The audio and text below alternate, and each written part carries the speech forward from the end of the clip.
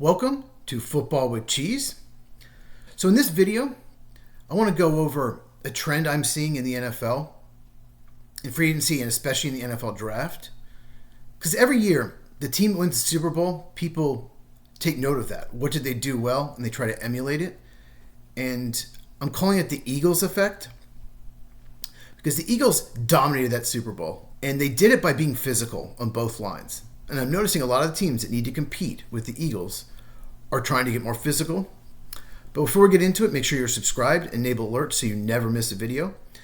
At the end in these boxes, I'm going to link both Shedeur Sanders videos. I made two. I made one before day 3 started, before he was drafted, and I made one earlier today on why he fell to the 5th round. So make sure you check those out.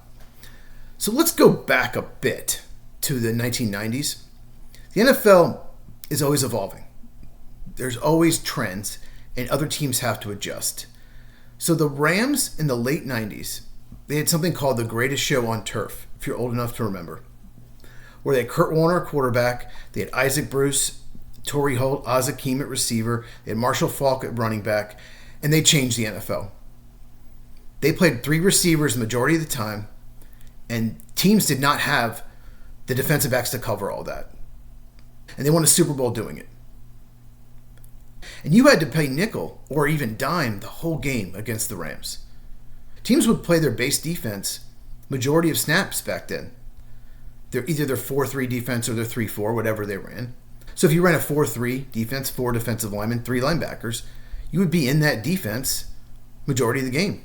And only on passing situations, or if the team was way behind, would you bring out your nickel defense. And now teams had to have 3 corners that could cover that. So just like today, where most people are in nickel the majority of the game, that wasn't the case 30 years ago. And it changed the way you look at wide receivers as well. Most teams in the 90s would play I formation majority of the game with a fullback. Most teams carried a fullback, sometimes multiple fullbacks on their roster. And all of a sudden, you needed more receivers as well. And after what the Rams did, it's like, we have 3 good receivers. We can dominate. And there are a lot of Hall of Famers on that Rams team. And the Colts did something similar a few years later when they had, obviously, Peyton Manning. And they had Marvin Harrison and Reggie Wayne and Dallas Clark and Edgerrin James. Those teams broke records on offense. And then you had the Green Bay teams about 10, 15 years ago. You had Jordy Nelson, Donald Driver, Greg Jennings, James Jones, Jermichael Finley, of course, Aaron Rodgers. And they had a year where they won the Super Bowl, and the next year they went 15-1. And the offense was unstoppable. So starting with the Rams and the Colts and the Packers, it became a passing league. And 2 things happened. One, pass rush became more important. And now it's as important as ever. Because let's get to the quarterback. So if we can't stop all those receivers, maybe we can get to the quarterback before he has a chance to throw to him. And the other trend is teams start playing more zone.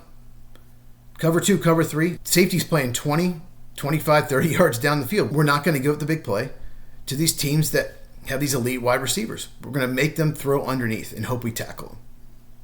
So that's the latest trend. And with that, wide receivers that can get yards after catches become more important because they're not getting open deep with these deep safeties. So receivers that are elusive or can break tackles in the open field are more important than ever.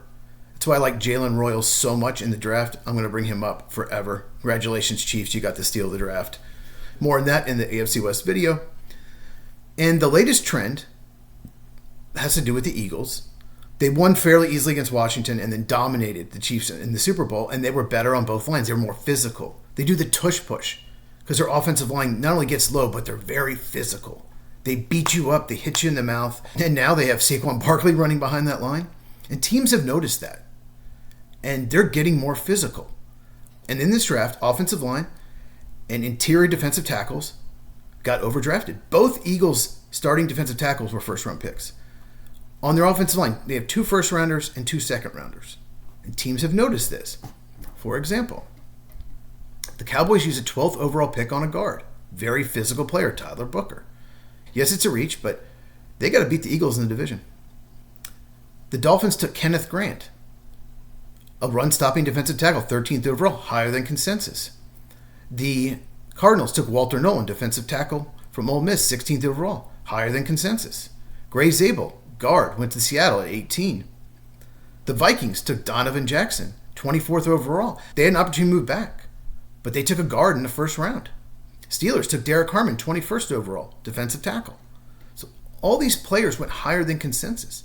People are seeing what the Eagles are doing. Green Bay took Anthony Belton, 54th overall, and he was in the 90s consensus. I had him in the 70s. I was higher on the consensus, but still considered a big-time reach. Might not be able to stay at left tackle. We'll see. He's got the length for it, but he could fill in at right guard, and he's a very physical player. They signed Aaron Banks in free agency, left guard, very physical player. So if Belton starts at right guard and you have Banks at left guard, that's a very physical guard tandem. And let's look at the Lions. They took Tyleik Williams, nose tackle, Ohio State, in the first round. He was in the 40s consensus. They took him 28th overall. In the second round, came back and took a physical guard, Tate Rutledge, out of Georgia. So the Lions have to compete with the Eagles. That's who they might have to beat.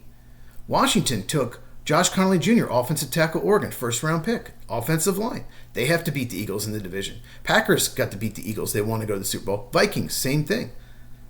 And the Jets head coach, Aaron Glenn, said in the press conference that he wanted to be more physical. He wanted that team to become more physical. They're obviously in the AFC. But they took Armand Membu, one of the most physical offensive linemen in the draft. So people are seeing what the Eagles are doing. And the Chiefs, who lost the Super Bowl, they took an offensive lineman in the first round who might not be ready till November. Josh Simmons from Ohio State, coming off a serious injury. They need more help on the line. So what do you think? Is the Eagles effect a thing? Is that why these teams drafted the way they did? Make sure you are subscribed. Hit the bell for notification. Like this video. Starting tomorrow, I'm going to release 2 videos a day recapping each division. I'm going to start with the NFC North and AFC North. So make sure you check that out. If you have not checked out my Shadur Sanders videos, they're in these boxes. Check those out. Tonight, I'm going to be in the Sports Truth podcast at 8 Eastern, 5 Pacific. I'll link in the description. Make sure you check it out. We're going to recap the draft. And I will see you in the next video.